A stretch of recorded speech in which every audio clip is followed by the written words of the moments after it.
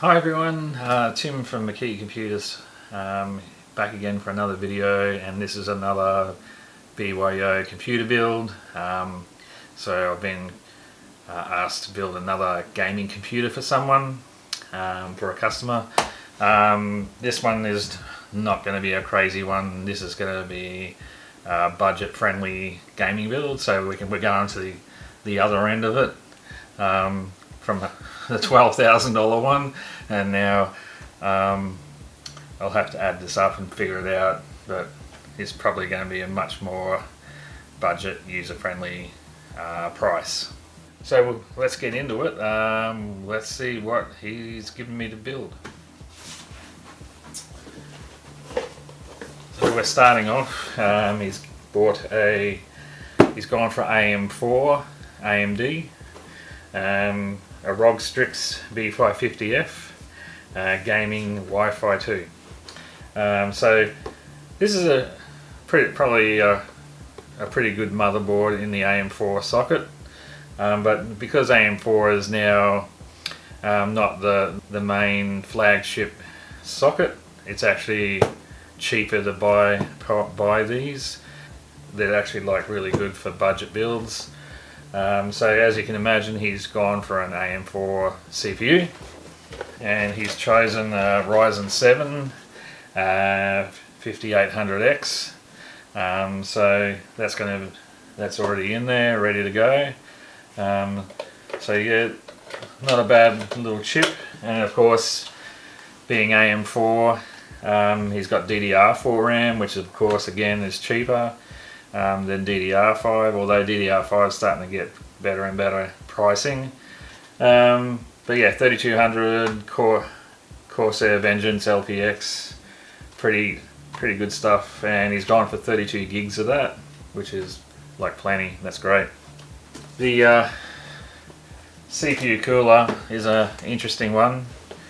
I've never heard of this brand.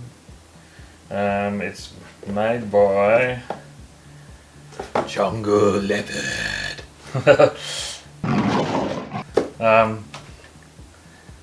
Never heard of the brand. I had to look it up to find out where he got it from. It looks like he's got it from Amazon, and it's about 30 to 35 bucks. Yeah, and it's got some kind of screen on the top of it that gives readouts of temperature and watts and stuff like that, so that's interesting. Yeah, and I noticed it's got a USB header connection on it. I'll have to give this one a test out to see if it's any good. But yeah, this is quite a budget cooler he's chosen, so I'm interested to see how well it does.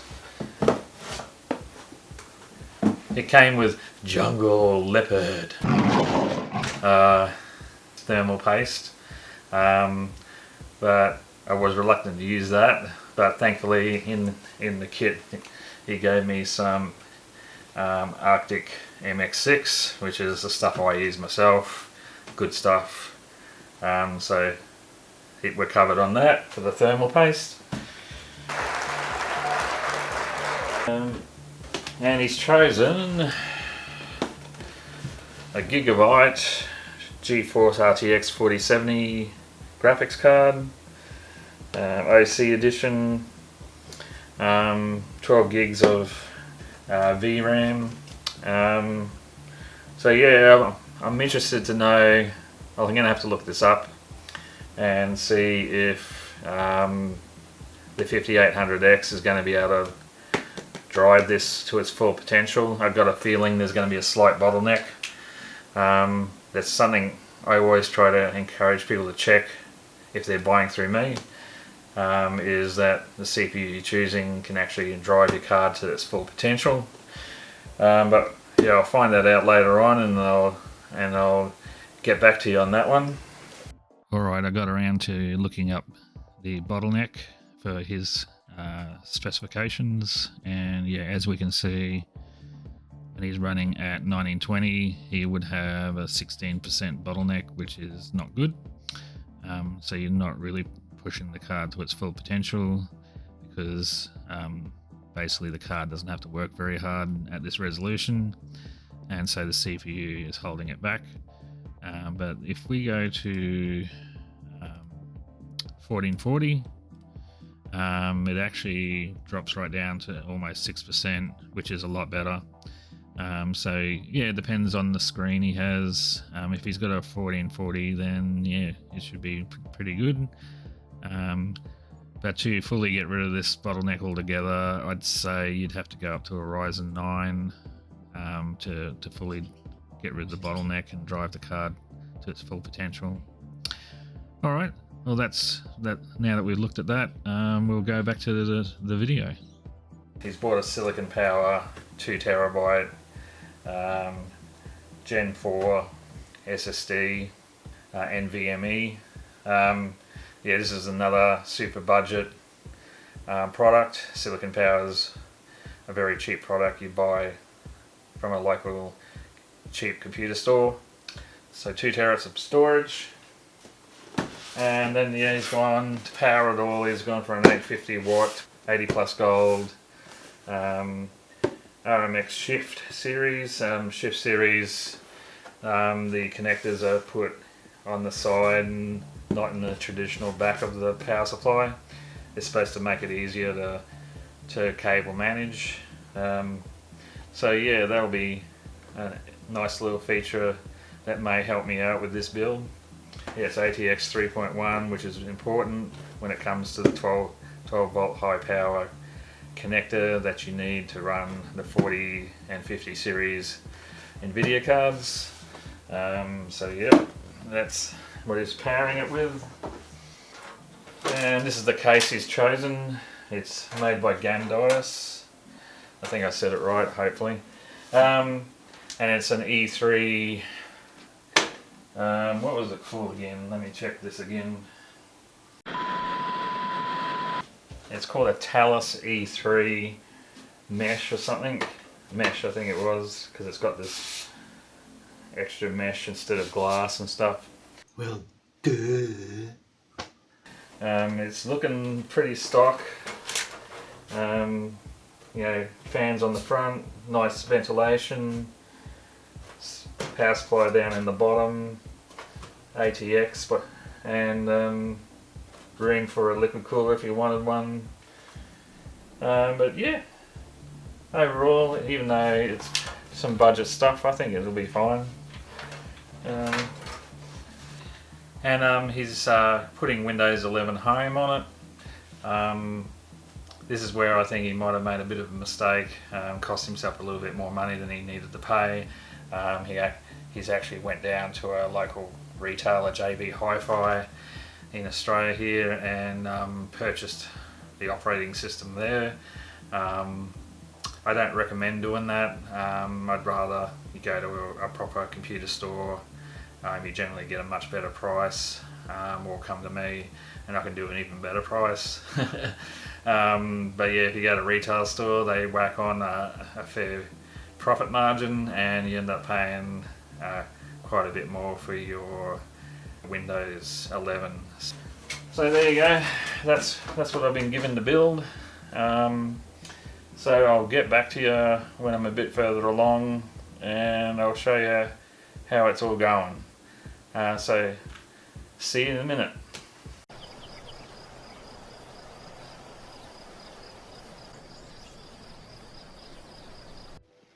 Alright, as you can see, I've got the motherboard in and power supply and the cables are all plugged to the board, so we're ready there. One thing I was going to point out with this Gandias case is that I didn't like already is this, there's an actual slot in there. The clearance between the power supply and the bottom of the case is too small. I can't get any cables through it, so that port becomes completely useless. So just a bit more clearance would have been good, and then it becomes more useful. So what happens is I have to run everything through this port and then run things over to here, and yeah, it just means that port becomes quite cluttered. But as for everything else, it's fairly okay. Yeah, luckily this board came with 2 USB headers, otherwise it would have been a problem because we need one USB 2 header for the case and one for the special screen on the Jungle Leopard. So it's coming along. All I got to do now is fit the graphics card in, and we can do the first switch on to check that it powers on and works. Catch you in a minute. 2 hours later. And after closer inspection, I've pretty much figured out this is a second-hand card. There's, I'll try and get a bit closer, but there's actually little bits of dust on the fans here and there. But what really gave it away was when I turned on the back and looked a bit closer. You can see all the dust along here where it hasn't been fully cleaned off. So this is a used card that's been in someone else's machine. I guess it kind of makes sense because it actually didn't make sense because I actually spoke to the customer later on, and he actually told me he bought it from a store and he thought it was new. So not a good look. It looks like they've sold him a graphics card that's either been repaired or used by someone and been returned, and sold to him as brand new. So yeah, be wary. Some shops will do that sort of behavior, and I personally think it's scummy. Remember, you're a scumbag, so you think scummy thoughts like this. Alrighty, we've got the graphics card in and everything else is in and connected. So it's time for the first power on and basic power test. So let's do it. Alright, oh, we got lights. Yep, that's a good sign. And let's push the, and there we have it, we're in the BIOS. So yeah, I'm gonna have to find out if there's a newer BIOS, update it, and we'll get this configured up, and then we'll start loading Windows. Looks like it's all working so far. Seems quiet even first turn on, so good start. Just noticed something as I'm getting the BIOS done. Yeah, we've got a fan installed back to front. Did I do that? So the customer told me on pickup he did attempt to start building the computer before he decided that it was too hard and he'd just get me to do it. And that explains why it's in the wrong orientation. Yeah, the golden rule is the air blows out the frame of the fan, unless you've got a reverse blade fan that you've bought.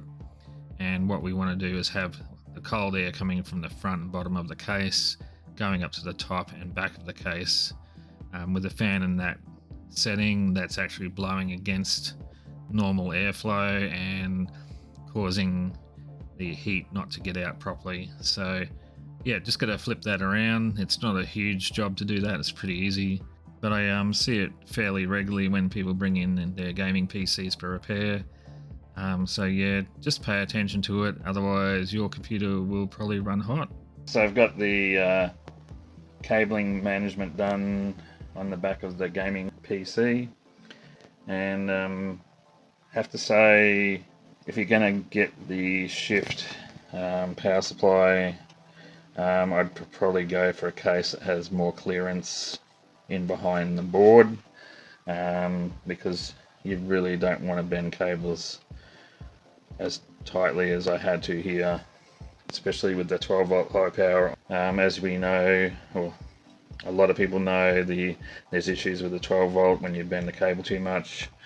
You can get melting connectors, and we don't want that. So hopefully I've managed to keep those not bent too much.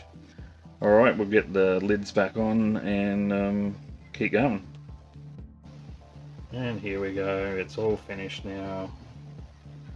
And it's turned out pretty good. I reckon minimal problems. I can't get the little screen working on the air cooler because the driver download from the company Jungle Leopard doesn't work.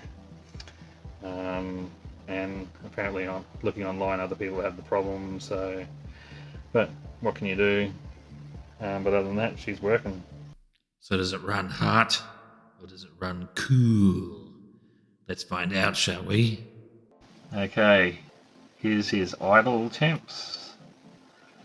Alright, and now let's stress this thing out, shall we? Right,